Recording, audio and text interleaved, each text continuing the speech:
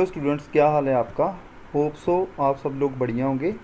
आज हम basic electrical engineering का नया टॉपिक कवर करेंगे। आज हम पढ़ेंगे कि सर्किट क्या है और नेटवर्क क्या है। जो आज हम कंटेंट कवर करेंगे उसमें आएगा what is the circuit, what is network. जो नेटवर्क की टर्मिनोलॉजी हम यूज़ करते हैं उसके बारे में पढ़ेंगे। एक्टिव एलिमेंट्स क्या होते हैं, पैसिव एलिमेंट्स क्या होते हैं, यूनिलेटरल एलिमेंट्स क्या होते हैं, बाइलेटरल एलिमेंट्स क्या होते हैं, लीनियर और नॉन लीनियर एलिमेंट्स क्या हैं, and lumped and distributed elements क्या हैं। हम स्टार्ट करेंगे सर्किट से। What is the circuit. Circuit क्या है। सर्किट सिंपली क्या होता है कि circuit in which current has a complete path to flow. Circuit क्या होता है, एक कंप्लीट पाथ होता है जिसमें करंट फ्लो करता है। आप देख सकते हैं जहाँ पर कि सर्किट क्लोज है और करंट जो है फ्लो कर रहा है एक लैंप के थ्रू से और back to source, back to जो बैटरी का एक टर्मिनल है, क्योंकि बैटरी के दो टर्मिनल होते हैं, एक पॉजिटिव टर्मिनल होता है, एक नेगेटिव टर्मिनल होता है। इसमें क्या होता है, करंट पॉजिटिव टर्मिनल से फ्लो करता है और लोड के थ्रू होता हुआ नेगेटिव टर्मिनल में चला जाता है। जो इलेक्ट्रिक सर्किट होता है उसके तीन पार्ट्स होते हैं। सबसे पहले होगा एनर्जी सोर्स। एनर्जी सोर्स का मतलब बैटरी और जनरेटर। ठीक है, पहला पार्ट क्या कौन सा है, बैटरी और जनरेटर, जिसको हम बोलते हैं energy sources. Next load. Load में हमने क्या कनेक्ट किया है, लैंप। इसमें लैंप भी हो सकता है, मोटर्स भी हो सकती हैं, और भी कोई लोड मतलब हो सकता है जैसे गीज़र, हीटर। ठीक है, सब कौन सी कैटेगरी में आ जाते हैं, लोड की कैटेगरी में। और इसको कनेक्ट करने के लिए हमें थर्ड पार्ट कौन सा चाहिए, कनेक्टिंग लीड्स और वायर्स, जिससे हमने क्या कनेक्ट किया है, किसको कनेक्ट किया है, बैटरी के टर्मिनल को लैंप के टर्मिनल से। ठीक है, लैंप के पॉइंट से कनेक्ट किया है। किसकी हेल्प से किया है हमने कनेक्ट, कनेक्टिंग लीड्स और वायर्स की हेल्प। नेक्स्ट है what is an electric network. Electric network क्या होता है, interconnection of two or more simple circuits. जैसे हमने सर्किट जहाँ पर देखा है, ठीक है, interconnection of two or more simple circuits element is called an electric network. जो सिंपल सर्किट एलिमेंट्स के इंटरकनेक्शन को, two or more simple circuit elements के इंटरकनेक्शन को हम क्या कहते हैं, electric network. Network elements may be classified as into 4 groups. ये कौन कौन से हैं, जैसे हमने स्टार्टिंग में पढ़ा था, active and passive, unilateral and bilateral, linear और नॉन लीनियर, जहाँ पर एंड आएगा, linear and non linear, lumped and distributed. जो हमने ये 4 कैटेगरीज को, 4 ग्रुप्स को कवर करना है, ये बहुत ही इम्पोर्टेंट है। इससे रिलेटेड जो क्वेश्चन आपको एग्ज़ाम में पूछा जा सकता है, इसलिए इसको ध्यान से समझ लेना कि भाई ये क्या है। सबसे पहले हम स्टार्ट करेंगे एक्टिव एंड पैसिव एलिमेंट्स कौन से होते हैं।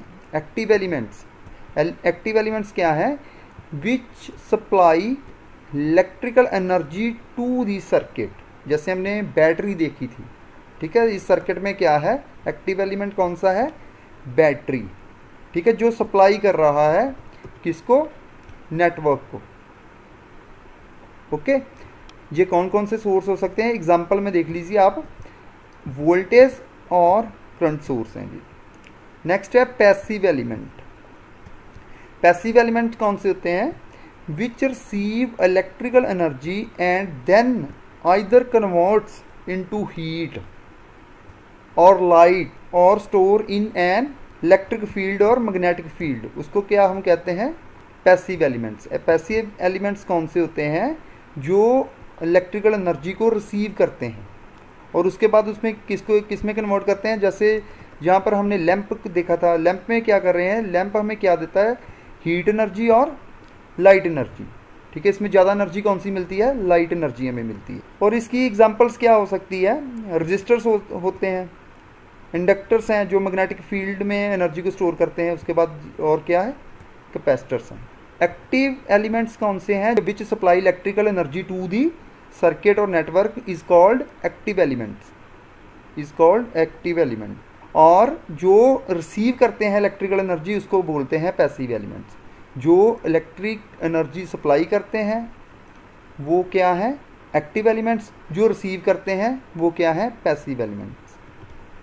नेक्स्ट आ गया unilateral and bilateral elements. Unilateral क्या होता है कि मैंने लास्ट वीडियो में आपको बताया था सिंपली क्या है यूनिलेटरल एलिमेंट्स। इसको ध्यान से समझना, बहुत ही सिंपल है। Unilateral elements has different relations between voltage and current for the two possible directions. Two possible directions कौन सी हो सकती हैं, जैसे हमारे पास डायोड है, जहाँ पर सिलिकॉन डायोड है, ठीक है। टू पॉसिबल डायरेक्शन का मतलब है कि जहाँ तो करंट जो है वो इस डायरेक्शन में फ्लो कर सकता है, या फिर करंट को इस डायरेक्शन में फ्लो करवाया जा सकता है। और इसमें क्या डेफिनेशन में बताया गया है कि जो इसके करंट और वोल्टेज का रिलेशनशिप होगा, ठीक है, उसमें क्या होगा कि ये दोनों, अगर हम करंट को इस डायरेक्शन में फ्लो कराएंगे तो वोल्टेज और करंट का रिलेशनशिप और होगा। अगर हम डायरेक्शन चेंज कर देंगे करंट की तो इसका जो वोल्टेज का करंट से रिलेशनशिप चेंज हो जाएगा। जैसे सपोज करते हैं कि हमारे पास एक तरफ का ग्राफ जे वाला बनेगा और एक साइड पे हमने क्या ले लिया, एक एक्सिस पे हमने वोल्टेज ले ली और एक एक्सिस पे हमने करंट ले लिया। और अगर हम करंट को इस डायरेक्शन में फ्लो कराएंगे तो हमारे पास जे वाला ग्राफ आ जाएगा। अगर हम करंट की डायरेक्शन को चेंज कर देंगे तो हमारा जो ग्राफ है वो चेंज हो जाएगा। मतलब फॉर एग्जांपल मैं आपको बता रहा हूँ कि ग्राफ अगर प्लॉट करने में दोनों डायरेक्शन में अलग अलग ग्राफ हमें मिले तो वो कौन सा एलिमेंट है, यूनिलेटरल एलिमेंट है। बायलेटरल क्या है, the voltage and current relation is the same for, ठीक है, voltage and current relation is the same for current flowing in either direction, कि जे करंट है किसी भी डायरेक्शन में फ्लो करा लो। जैसे ये कंडक्टर है हमारे पास, चाहे करंट को आप इस डायरेक्शन में फ्लो करवा लें सिंपली, अगर चाहे आप इस डायरेक्शन में फ्लो करा लें, तो करंट का जो वोल्टेज से रिलेशन होगा वो सेम रहेगा दोनों डायरेक्शंस में। अगर रिलेशन जो है वोल्टेज का वोल्टेज और करंट का चेंज हो रहा है तो वो क्या, कौन से एलिमेंट होंगे, यूनिलेटरल एलिमेंट्स होंगे। अगर चेंज नहीं हो रहा, दोनों डायरेक्शन में सेम रह रहा है करंट और वोल्टेज का रिलेशन, तो वो कौन से एलिमेंट होंगे, बायलेटरल एलिमेंट्स होंगे। Next, linear and non linear elements. Linear and non linear elements कौन से होते हैं, वही जो मैंने आपको बताया है कि जो अगर हम लीनियर एलिमेंट्स वो होते हैं जिसमें क्या होता है कि हमारे पास एक ग्राफ है वो जीरो से स्टार्ट हो, ठीक है, और स्ट्रेट लाइन में जाए, ठीक है, बिल्कुल स्ट्रेट लाइन हो, जैसे ओम्स लॉ होता है, उसको बोलते हैं लीनियर एलिमेंट्स। अगर उसको हम क्या कहते हैं, जो सेटिस्फाई करे किस प्रिंसिपल को, प्रिंसिपल ऑफ सुपरपोजिशन।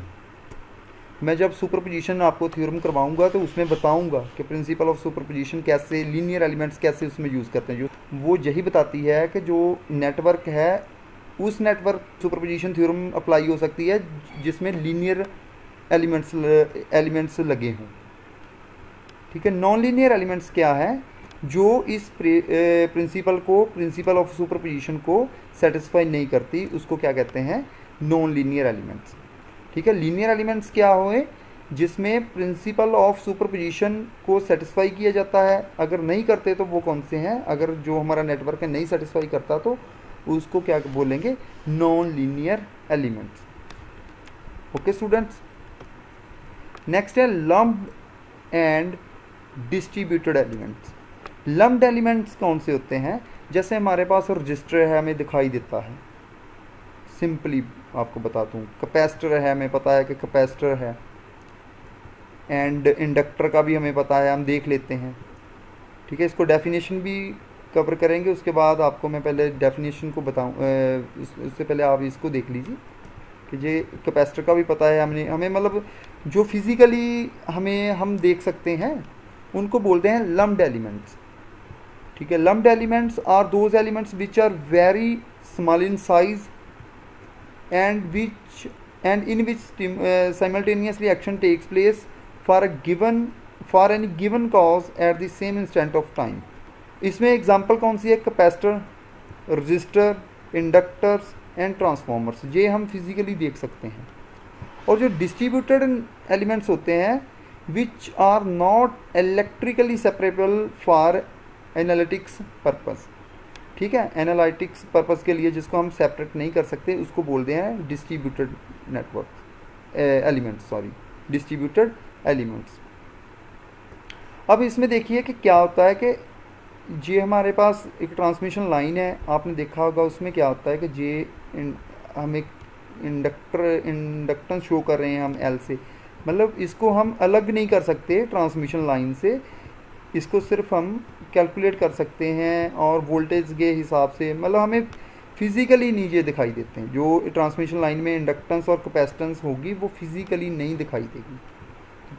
अगर जो हम फिज़िकली जिस कैपेसिटर इंडक्टर को देखते हैं वो क्या होते हैं लम्प्ड एलिमेंट्स, और जिसमें हम मतलब फिज़िकली नहीं देख सकते, इलेक्ट्रिकली सेपरेबल नहीं होते, उसको क्या बोलते हैं डिस्ट्रीब्यूटेड एलिमेंट। नेक्स्ट टॉपिक है नेटवर्क टर्मिनोलॉजी, कि नेटवर्क में कौन कौन सी टर्मिनोलॉजी हम यूज़ करते हैं।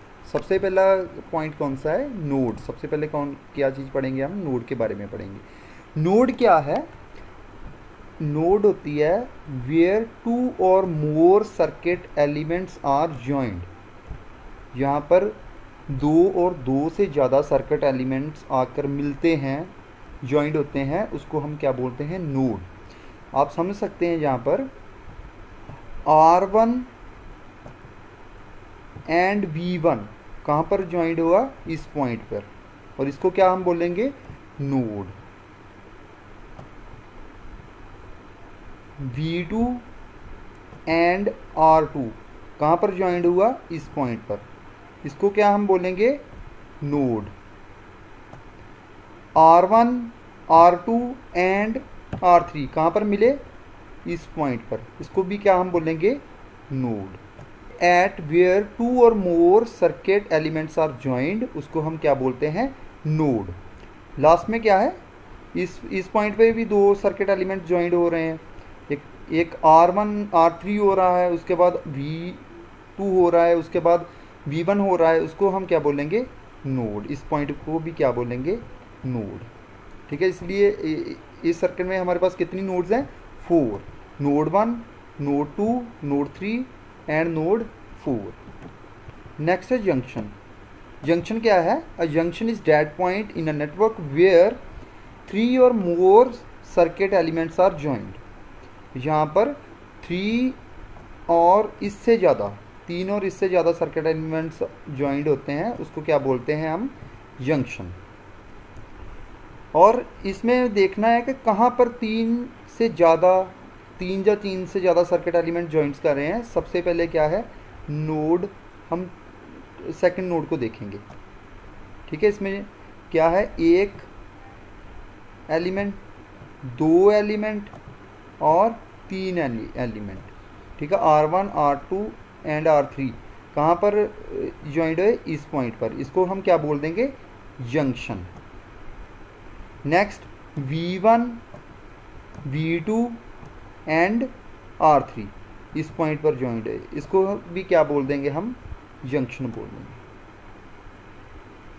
सिंपली जहाँ पर करंट डिवाइड होगा उसको हम क्या बोलेंगे जंक्शन बोल देंगे, ठीक है। जहाँ से करंट आई, एक करंट जो है वो सीधा चला गया, एक करंट मतलब R3 की तरफ चला गया, एक करंट का जो पार्ट है वो R2 की तरफ चला गया, R2 में फ्लो कर गया, और दूसरा जो करंट है वो कहाँ पर किस रेजिस्टेंस में फ्लो कर गया R3 में।